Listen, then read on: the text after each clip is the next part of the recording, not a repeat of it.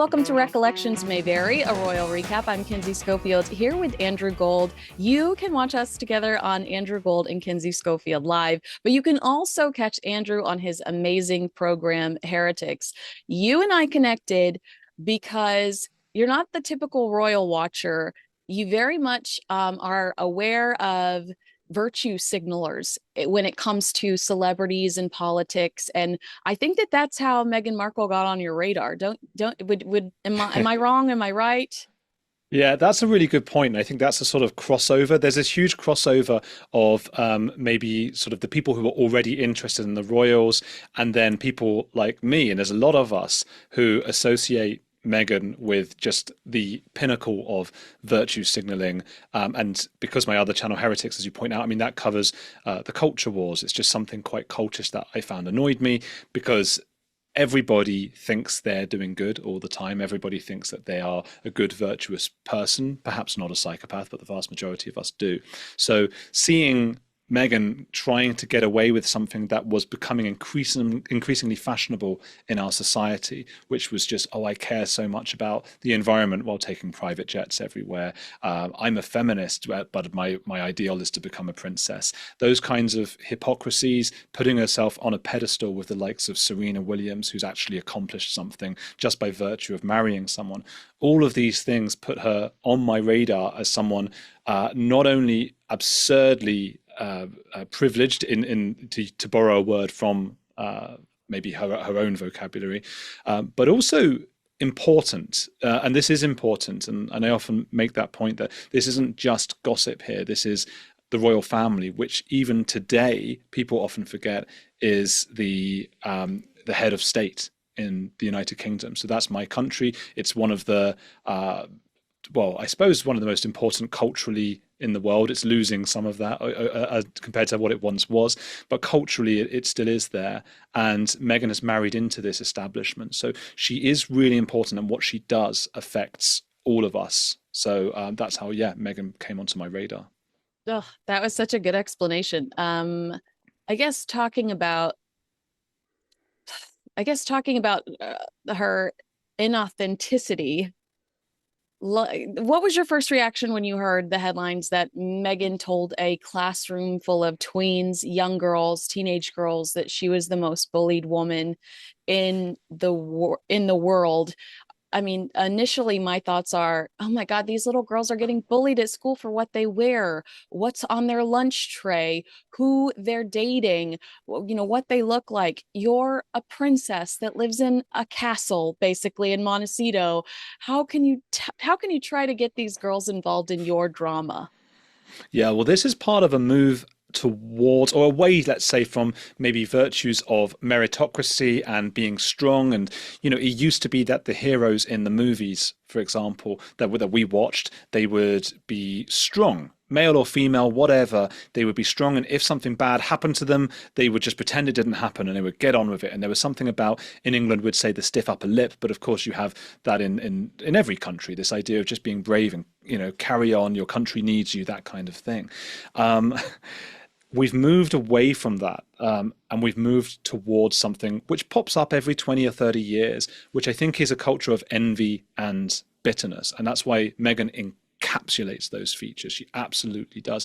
So to go and tell a whole bunch of school kids that she is bullied is really saying, if you translate that into today speak or woke speak or Meghan speak, what that's saying is, not only am I better than you in other status games, so I'm better than you, I'm more dominant than you, for example, I'm more successful than you because I'm famous and I'm rich and I'm all of these things, but I also beat you on the only thing that you might be able to beat me at, which is virtue points. So she's even winning there. And I think that she has had a bigger effect on society than people realize. I told you today, the other day we spoke about this on our other show, Andrew Golden's Kinsey Schofield Live, about Amy Gallagher, an interviewee of mine on Heretics, who was fired as a therapist at the NHS, which is the health service in the UK. This was utterly mad, by people who were trying to get her to agree that whiteness is a problem for our time. And they were using the way the media had reacted to Meghan Markle and saying this was racist in their teaching slides of this ideology. So she not only has been influenced by this ideology and risen to the top of it, she then became the influencer who made it happen. So she's telling those kids, this is the fashion today, and I am the top of it. Don't forget that. Right. Even competitive when it comes to horrible things like, um, I'm the most bullied person in the world. Like it's almost her way. She has to be the best at everything, even when it's Hmm. something as negative as being the most bullied person in the world. Now, one of our viewers made the point that perhaps, and when I brought this to your attention, you were like, that's actually pretty clever. One of our viewers made the point that perhaps this whole most bullied person in the world story, which started at Vanity Fair on Friday. It was Friday afternoon. It was Larissa May of hashtag half the story that made the comment to Vanity Fair. And of course, that was the dominating headline after Larissa said that to Vanity Fair. Could potentially this have been a digital PR strategy to bury the Hollywood Reporter's story, which of course brought up Valentine Lowe's incredible investigation about the Meghan bullying allegations? Do we think that Harry and Meghan are that on the money? Do we think that they are capable of thinking outside of the box like that, or are we giving them too much credit? I think it's a really smart idea, and I think you were really smart to think of that, and your viewer that came up with that as well, who suggested that as well, because I hadn't considered it, and it's something that will have come from their PR. I have no idea how computer savvy they are. You and I often sit here go, gosh, how do I sort out my headphones and my computers and all these things? And we're professional YouTubers. They might not be very savvy, or maybe they are. What else do they do with their time? But what we do know is that they have PR people telling them what to do. Obviously, South Park parodied that. They have changed tax so many times. And that's just an obvious thing for people with basically unlimited money or just huge numbers of funds that most of us could never even conceive of to do. I think it's very costly. I was telling you just last night about one thing that winds me up. I would like to have the money to be able to do this kind of thing myself, because there's another Andrew Gold who takes up the first page of Google, who was a singer who was very talented, and a few people sing his songs at me. So fair on him, and he died unfortunately. So I suppose I don't want to try and usurp someone who died, and fair enough to him. But there's also another Andrew Gold who's only come up recently. I've started seeing him pop up, who had done some horrible, heinous crimes recently. I think he was in Wales to children. So, Oh my gosh, ideally, that's I a want lot to him. compete with. That is a lot to compete with on Google. I know Oof. if I were a PR strategist digitally, I don't even know where you would begin. You'd have to look at, I mean, you'd have to dominate you'd have to dominate the news somehow. You're gonna have to break a Guinness World Record. There are ways to do it, but it is going to take something really Mhm. extreme. Yeah, I'm not necessarily sure they are this astute when it comes to the internet. But this also theory came up after one of Meghan Markle's bodyguards. Now, she does have a bodyguard singing her praises today, but maybe last year a bodyguard was very critical of her. And right after that story started circulating about her nasty behavior towards this bodyguard, this very unrealistic rumor started that Meghan Markle was prepared to or Meghan Markle was prepared to star in the Bodyguard sequel with Kevin Costner. And you might not know this, but the sequel to The Bodyguard was originally written for Princess Diana, which is why Wow. everybody fell over themselves over the idea of Meghan Markle now starring in a Bodyguard sequel. I don't care who you are. This is the most unrealistic thing in the world. But with the Diana connection and with Meghan Markle being the clickbait that she has become, that story blew up the internet, burying inevitably the stories about her bodyguard feeling like she had been disrespectful towards him. And so we've kind of seen it happen before, whether it was intentional or not. Like Hmm. you said, what an interesting game to that somebody's sitting in a room and playing. And when you're Harry and Meghan, who likely have unlimited resources, Yeah, that could be an option for them.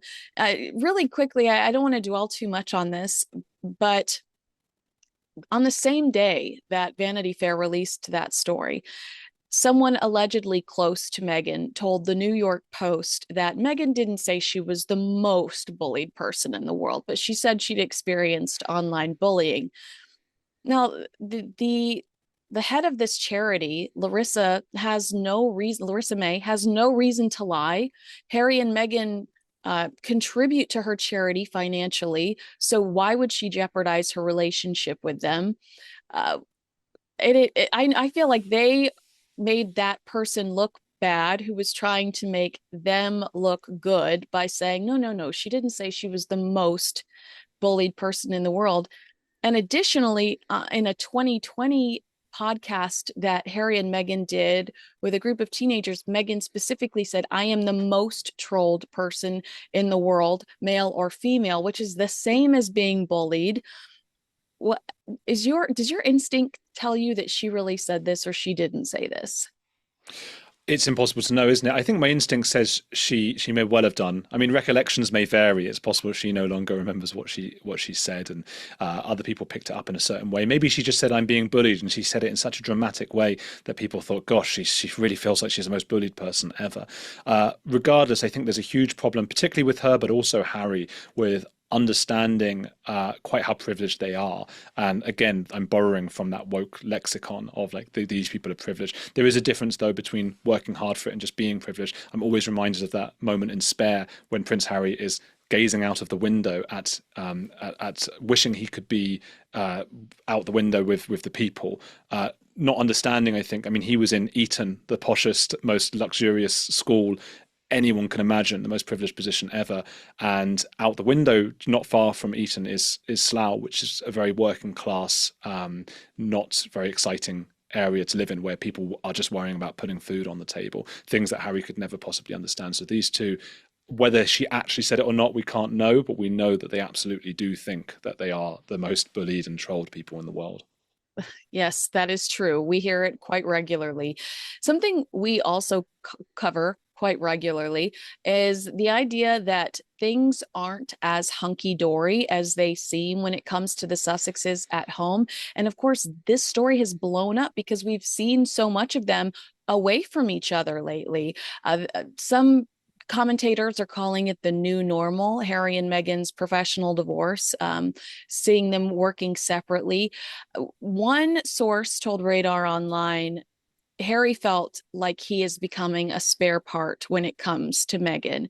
And especially when we watch him on trips to Colombia or Nigeria, it's really the Meghan show. They added, I think she came across as the dominant partner, and perhaps he felt a little bit like an accessory. He's obviously decided to do things differently. Meghan's appearance on that green carpet, with Girls Inc., obviously that's going to fuel additional gossip about the pair living separate lives, which is something Radar has reported pretty consistently over the last year. Um,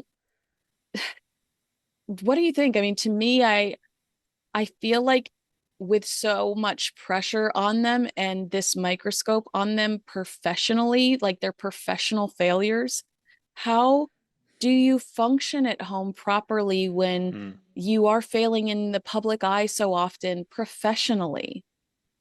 Yeah, and I think what people forget as well is that as much as Harry is a bit of a rebel in the royals, and as much as he wasn't one to do all the protocols and the rule and live by the rules, he really did grow up with a lot of protocol compared to what the average person might have. So when you go on these events and Meghan keeps putting her foot in it and she keeps doing these weird things like not letting another woman stand near him, things like that, it's just inconceivable that they're not going home and having furious rows about it. Because I'm in the realm of speculation here, of course, but how on earth can these kinds of things continuously happen? She continuously commits faux pas. So they continuously fail in making up all these kinds of, oh, we were chased in a car, and that doesn't come home with you. I can't see it. And then there's just this, we know that this was founded on lies, this relationship, this idea that Meghan didn't know who Harry was, any of those things. We know that, which then leads us to suspect that this was a purely business relationship, though Harry might not see it that way. So with all of that cooking up, it's just not a recipe for a Harry marriage, a happy marriage. So I can't see them being happy. We can only speculate. You and I did the other day on our other channel. Where will they be in 5 years? Ultimately, we don't know. Where will they be in 10 years? I remember having this bet with my grandma when I was a kid about the David and Victoria Beckham, because she was convinced they would break up at some point. Now, my grandma's no longer with us, so we can't really know about that bet. But with regards to Harry and Meghan, the jury is out. So we will have to wait and see. What has been interesting to me over the last few months is watching how Harry has aligned himself with Princess Diana's family. We saw during the 10-year anniversary of Invictus, it was members of Diana's family that showed up to support him, and he didn't have anybody from his family there to support him. Earl Spencer being one of them. They say that he stayed with Earl Spencer when he returned to the UK for his uncle's funeral. It seems like he is really spending a lot more time with Earl Spencer, who most people will recognize instantly from that fiery speech he gave speech is probably a horrible word to use, but eulogy at Princess Diana's funeral, where he said, "We are going to protect these boys." Now, I would stress, I've heard him say in recent years, he admitted they did not have the access to the boys that he said they were going to during that speech. But we are seeing Prince Harry align himself much closer to him lately. Now, I am fired up about this, and I'm not going to get you started, but uh, like his sister, the late Princess Diana, he does not disappoint when it comes to drama. Over the weekend, we discovered that his new girlfriend is suing his current wife at London's High Court for misuse of private information. This is according to court records. No additional details, but salacious enough. Um, should Meghan Markle be worried about Prince Harry spending so much time with this man? Multiple divorces, his current girlfriend suing his current wife. I would be concerned about this influence if I were Meghan. Is Harry gonna pick up some pointers that she doesn't want him to bring home? Well, I wouldn't be surprised. I mean, the people that they hang around with, I know from having lived in Argentina that the sort of polo player fella, I can't remember his name right now. Nacho? This is Nacho. That's right. I mean, that's my Argentinian friends will tell me immediately this is not good news. This guy is not someone who Meghan will be happy at all hanging around with. So he does choose to hang around with people without the best reputation. That is obviously something that happens with the spare. I do think there is some sort of psychological issue with being a spare. I know that we all mocked it, and I have done many times. Oh, I'm a spare, woe is me, and all of these things. But ultimately, you are brought up and told you are the most special thing in the world. You're so special. It's going to create an ego, except you're not quite as special as this other person who happens to be your brother. We've seen it with Prince Andrew. Look at the kinds of people that Andrew hangs around with. The fact that you can't even do a freedom of information request to find out who Andrew's been on official royal duty with half the time. But he's been with some really, really bad reputation people, to say the least. So Harry seems to be taking after him. And if he does take after him in the getting his rocks off, I can't think of a better euphemism for YouTube, department, then that's definitely not good news for Meghan. We know Nacho, we know Diana's brother. Who else might there be? And who has a good reputation would want to hang around with Harry now, knowing that he would just give away any of their privacy anyway. How must Chelsea feel about, the whole book was, she doesn't want anyone to know about her life, and then there's entire chapters devoted to her. So I think he's got a smaller and smaller pool from which to choose friends, and the ones who will want to hang around with him are those who might not be that concerned about reputation, and Meghan might have something else on her hands now. That's so funny that you say that about polo players, because I know a few of them too. And the joke is that nobody's going to watch this Netflix show. And the reality is they probably won't, because the truth about polo is so much more salacious than Prince Harry and his friends are going to give Netflix. It is Exactly. I'll use the word sexy. It's a sexy sport. but Hmm. it's also and raunchy. So that's very funny that you say that too. You mentioned Hmm. Prince Andrew, and I won't take up too much more of your time. Thanks so much for being with me. I Oh. can't thank you enough. But Paul Tweed is a friend of Prince Andrew's, and he's released a new book called From Hollywood to Hollywood: My Life as an International Libel Lawyer to the Rich and Famous. And he's criticizing the palace. He says that Buckingham Palace kind of threw Prince Andrew under the bus and let him down when it came to some of those allegations, the SA allegations, the associations that you mentioned. Um, I I think we can all armchair quarterback when it comes to these types of things. But was it a mistake, like he suggests, for the palace not to publicly address the facts immediately after that nightmare Newsnight interview, and not to engage with the accuser's attorneys immediately, and to avoid being served those legal papers? I almost feel like never complain, never explain was their only option here, because the the accusations were so horrific. I mean, I don't Mm. know. I don't know. Is the suggestion that Andrew's been a little bit hung out to dry? Yes, yes. Hmm. Yeah, I can't remember the exact quote, but Okay. hindsight is a wonderful thing. For all I know, Andrew may have been given the best advice and chosen to ignore it. My point is that the court of public opinion has far more of an impact than the court of law, which is I do believe that to be true. Hmm. Um, Yeah, well, I did a recent episode with, is it Paul Page? oh His name, wait, where he Prince did Andrew could hardly have been the price paid by Prince Andrew could hardly have been higher, to your point. Yes. Higher. Hmm. You could be in jail. He could, and from the sounds of things, should be in jail. You're right. I interviewed Paul Page recently, who was a sort of royal cop. He would go. And Paul Page has his own dark history as well, which a lot of people would speculate about, and be right to suggest, okay, can we believe every single thing? But a lot of what he says about Andrew, I mean, the fact is that the palace would have done all the prep when he was staying with Epstein and going about with these people again of bad repute. So there's no way that Andrew didn't know exactly what Epstein was about. That is what is believed of him. So that on that side, the palace must just be like, look, he seemed to be the Queen's favourite for whatever ridiculous reason. Andrew was the Queen's favourite. That's what I'm always told. But the Queen, unfortunately, is no longer with us, and it must feel for the rest of them like, well, it's about time now. You out. We're done with you. We're not going to keep taking the blame for you, because the palace is all about reputation management and trying to prevent reputation damage. That's its job. That's the job of the firm, and nobody has done it more damage over the last few years. Even Meghan. I mean, it's Andrew has done the most damage over the last few years and the last few decades. Even if you forget all the, and you can't, but even if you were to put aside all the horrific things that Epstein, of course, did, and that Andrew has been accused of doing, and that's all we can say about that. Just how he has been in his day-to-day life and how he is around the palace is not just bad, it is horrific. The screaming and shouting at police officers, at servants working in the palace, making them rearrange his teddy bears in a particular order, screaming at them on the phone to come up and close or open his curtains for him. He's very much a Henry VIII character, but 500 years too late. So he is just, from what I've heard, an abhorrent character. So I think that the palace is better just being rid of that guy.